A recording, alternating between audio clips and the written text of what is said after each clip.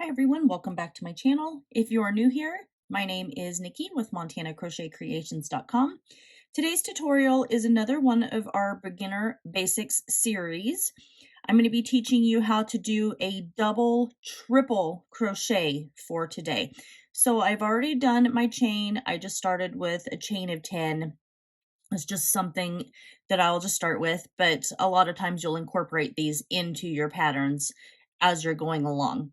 So I've just done all of my double triples all the way to the very end. So what we're going to do is we're going to chain 4. So 1, 2, 3, 4. This is going to count as our very first double triple crochet. Then I'm going to turn my work and I'm going to yarn over my hook 3 times. So there's 1, 2, and now 3. I'm going to insert my hook into that next top of that next stitch right there. I'm going to yarn over and draw up my loop here.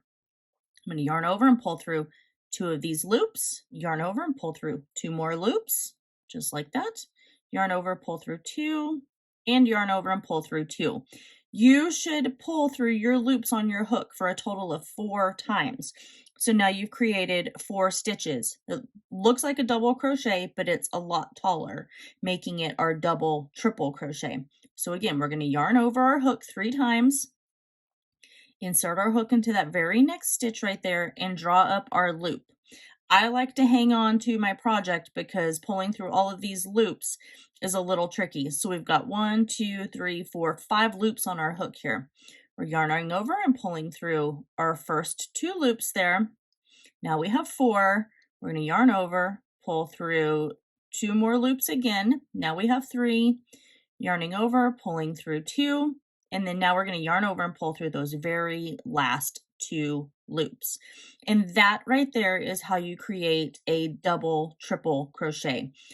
A lot of times in patterns, the way it's written out, it's a little confusing, but actually as you start doing it, it's really not that confusing at all. So I feel like a breakdown of this stitch would be a really great addition for anybody that is brand new to crochet. I hope you guys all enjoy this quick little beginner basics tutorial. Make sure that you like, comment, share, and subscribe. Don't forget to ring that notification bell as I am posting tutorials here weekly. I love you guys all so very much, and I'll see you in my next video.